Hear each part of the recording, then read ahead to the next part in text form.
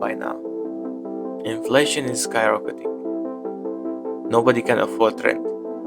We keep hearing the economy is getting better. Prices are down, oil is down. But no one is feeling it. Groceries are hitting the moon. And slowly, without us even noticing, our lives start shifting towards something that feels a lot like slavery. $9 going once, twice, 3 times sold. Okay, well, you have to buy that dude. It's a no-brainer. I mean, that guy's huge. Massive individual. That's 2 of me. Anybody would buy him. And I'd buy that dude. My question is, how did they catch him? On the other side, a new billionaire every other week. Elon Musk's wealth is so staggering that an average person on a $50,000 salary would need to work 20 million years just to reach it. A time frame so incomprehensible that the universe itself wouldn't be around to witness it.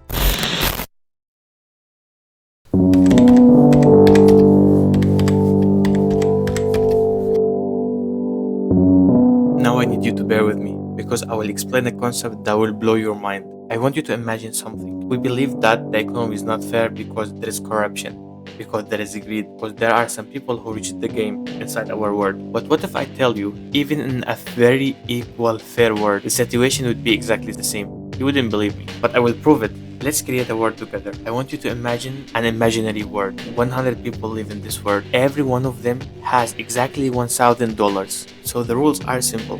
2 people pair up and the coin flip decides who wins. The amount exchanged is always 20% of whatever the poorer has. This stakes scale down as people get poorer, so nobody gets wiped out immediately. Everything about this system is balanced, fair, and mathematically clean. Now here's the question. What do you think will happen? It's fair and it's random. Everyone starts equal, so logically everyone should end up roughly equal. The wealth should spread evenly across all 100 people. That's what fairness looks like.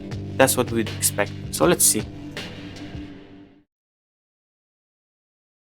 So the imaginary world we just talked about, I have built it here and I will explain right now the concept that I just told you about. It's called the yard model. In simple terms, it's a concept used by economics to show how wealth inequality can emerge from a population even if everyone starts equal and the trade between them is a fair and coin flip. I will leave a link in the description if you want to read more about this. But now, if you remember our imaginary world, we had exactly 100 people and every column here represents one player or one trader. As you can see here now, everyone has $1,000 exactly and everyone is equal here. We will make some trades. Each trade here represents a coin flip. And as we said before, the trade will be 20% of the poorer one. So now because everyone is equal, the first trade will be 200. There is something before I run the simulation I need to explain. Gini coefficient is 0 now. What does this mean? What is Gini coefficient? Imagine we have a piece of cake and this piece of cake should be given exactly equally to 100 people. 0 means that every one of these 100 people in this society get exactly the same amount of cake. While 1 means one person took the whole cake and the rest got nothing. As you may understood by now, countries are not 0 or 1. They are usually 0.2, 0.6. Usually an average between 0.2 to 0.4 is a good index. Well, if it's more than 0.6, that means rich people control the most amount of wealth in your country. Let's start the simulation and see what will happen. I will start by making the first 2 players trade, which is player 1 and player 2. Both of them has the same amount, so let's make them trade. So this time player 2 win, and as we said, because it's 20%, now player 2 has 1,200. We can also look here how the trade went. Both players were trading and 2 win 200 from 1. Now let's make them trade again. And that's exactly what I wanted to show you. Now number 2 still ahead, while number 1 now went to 960. We can check here in the second trade, number 2 and number 1 trade again. This time number 1 won. You should remember that he won based on his money because he's the poorer now. He lost the first round. He had 800, so 20% of 800 is 160. That's why he got only 160. These 2 players won once and lost once, and yet just because player 2 won first, he's still ahead. Now I want you to imagine what will happen if we run this simulation 100 times, 1,000 times. How do you think the wealth will be spread? So this button will make the simulation runs on its own.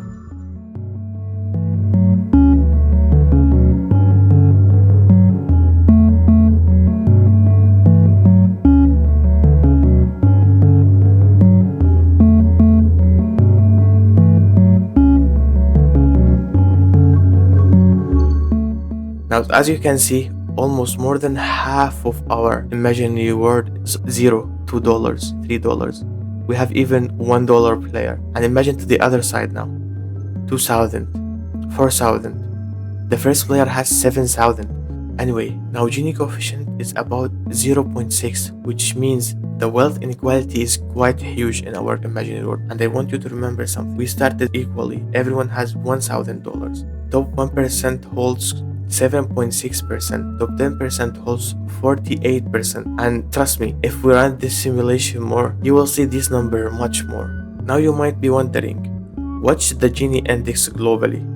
Does actually wealthy people control more money than poor people, or it's fair? Let's check. So Gini index is typically around 0.6, 0.7, and that's globally estimated. It's approximately as how we see it here, 0.6 to 0.7. And if you look, if we are this imaginary world, these are the wealthy people here and how much they control wealth, and the rest of us here. So even in a system where everything is decided by a fair and coin flip, wealth inequality is inevitable. It's not a glitch or a conspiracy, it's math. If you win early, your advantage compounds. If you lose early, you are already playing catch up with smaller and smaller stakes. The game was never equal, even when the rules were. So now we know, the system was never going to be fair on its own. But what if the reality was even darker? What if, on top of a system that was already tilted by math, certain player reached in and loaded the coin? What if the unfair system was made even unfair on purpose?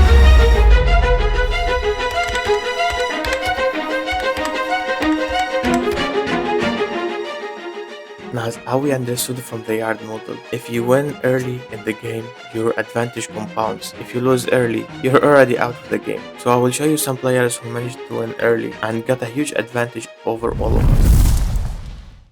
Imagine you need some money to buy something, but you don't have it. So you came to me asking if I have money to lend you. But the idea is, even myself, I don't have it. So I grab a piece of paper from my pocket and I write on it $500. And I give it to you and I tell you, when you come back, I want $600. Sounds ridiculous, but what if I tell you that's exactly what happened?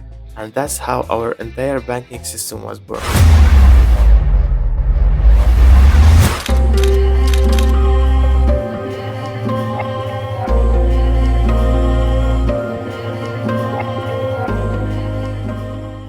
Hundreds years ago, carrying gold coins was dangerous. Keeping them at home was risky. So people started doing something smart. They handled their coin to goldsmiths. These were craftsmen who already had heavy, secure vaults built for their jewelry. For a small fee, they would keep your gold safe, and in return, they would hand you a piece of paper that said, "Good for 10 gold coins." Then something interesting happened. People realized, why do we need to go all the way back to the goldsmith every time we need to buy something? We can hand the paper to the seller, and the seller can redeem it whenever he wants. So the paper became the money.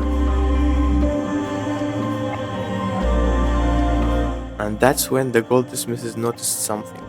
Weeks after weeks, months after months, barely anyone came back to claim their actual gold, maybe 10% on a busy day. The rest were happy trading papers and leaving their gold sitting untouched in a vault. So the goldsmiths had a risky idea. What if we lend out gold that doesn't exist in the vault? They started writing receipts for gold they didn't have, handling people imaginary numbers, only on paper, and charging interest on every single one. They were playing an entirely different game than everyone else. A game where chips were fake, but wins were so real. That's the moment the modern banking system was born. Not in a government building, not through law, but in a back room of a jewelry shop by a man who realized that people trust paper more than they trust gold. The funny part is, if I write now on an empty piece of paper 500, no one would consider it money unless the government approve it. Does that mean governments protect banks even though they know they lend money they don't have? You got the point. Today, JP Morgan Chase, Bank of America, Citigroup, and Wells Fargo holds roughly 10 trillion in assets. That's about 40% of the entire US banking system in an economy worth 25 trillion. That's the end result of a game that was quietly redesigned over 2 centuries while everyone else was focused on their own hands.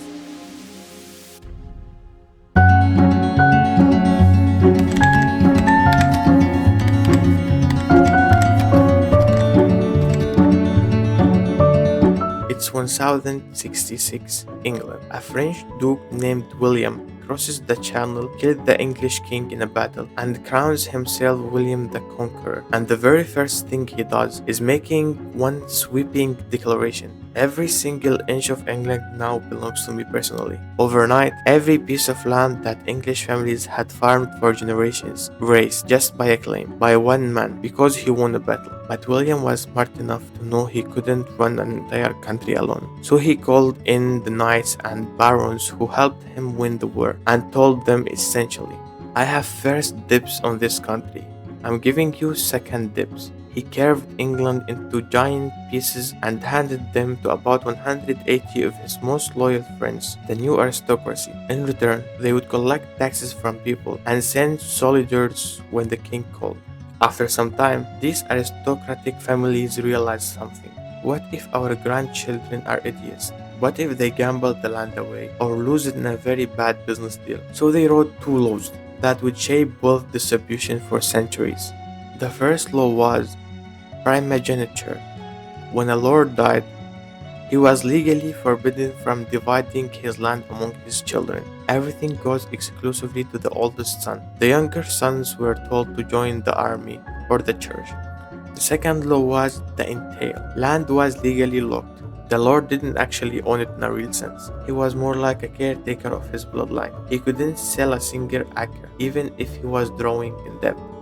So the land could never be broke up, never sold off or distributed, and the people born on that land bound to it, farming ground that was stolen from their ancestors, and then forced to hand over a massive share of everything they grew, just for the right to stay. The aristocracy did zero manual labor, and they grew richer off the backs of millions of people who had no other choice. Generation after generation, century after century, they manipulated the game by something called first dibs, protected by law, passed down by blood, and quietly running in the background of every economy you have ever lived in.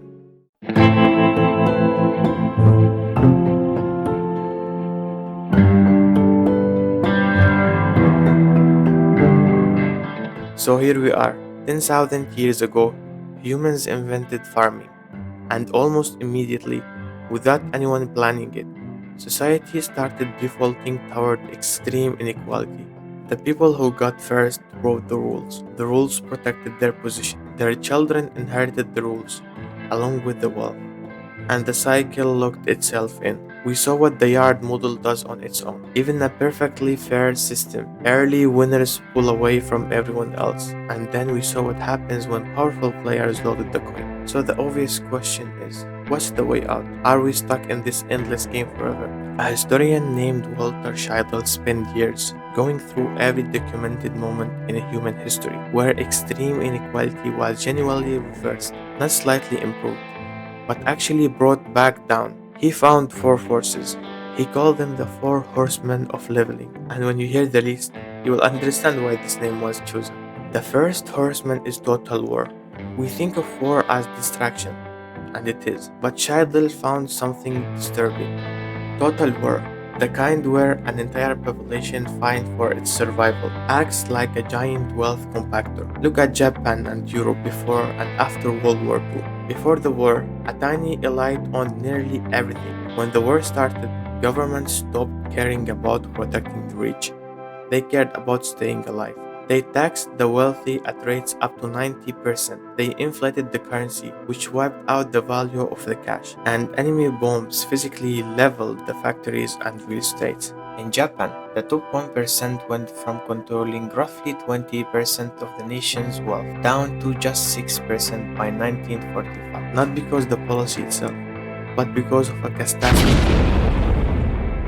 The second horseman is revolution. And I don't mean here a normal protest, but a complete violent overthrow, like Russia in 1970 or China in 1949. When communist regimes took over, they solved inequality the fastest way possible. They flattened the pyramid by force. They executed the aristocrats and landowners. They seized all private properties and made personal wealth illegal. It worked actually. Inequality dropped overnight. The sad part is the cost was paid in million lives. The third horseman is state collapse. Think about this as the ultimate reset button. Everything the wealth have, their properties rights, their land deeds, their bank accounts only exist because the government enforced it, because armies defend it. When Rome fell, the aristocrats who owned thousands of acres across Europe suddenly had no Roman army to guard their borders, no courts to collect rent. The system that kept them rich simply stopped working, and the rich fell. The first horseman is plague. This one perhaps is the most haunting. The Black Death in the 1300s wiped out somewhere between one third and one half of Europe's entire population. It didn't burn down houses or destroy population. It just emptied the whole world of workers. And suddenly, for the first time in centuries, the poor had leverage. Lords begged workers to stay on their land. Rents collapsed. Wages rose by more than 150%. The people who had nothing started eating better meat, wearing better clothes, and living better lives because there simply weren't enough of them left to compete against each other. Child's conclusion was devastating in its simplicity. Every time in human history, that extreme inequality has been genuinely reversed. Something catastrophic had to happen first, and as populations recovered, as wars ended, as the plague faded from memory, inequality started climbing right back up. Peace, stability, and safety. These are the things we all want. These are the things we spend our lives building toward, and they are also historically the exact same condition under which the people who control everything quietly accumulate more. So what does that leave us with? A system that was never designed to be fair, that mathematically favors whoever wins first, that has been manipulated by every powerful player smart enough to see the game for what it is, and a history that says the only forces strong enough to reset it are the ones that none of us would ever choose. Maybe the most uncomfortable truth isn't that the system is broken. Maybe it's that the system is working exactly as it always has. Now the real question is, what do we do now that we know?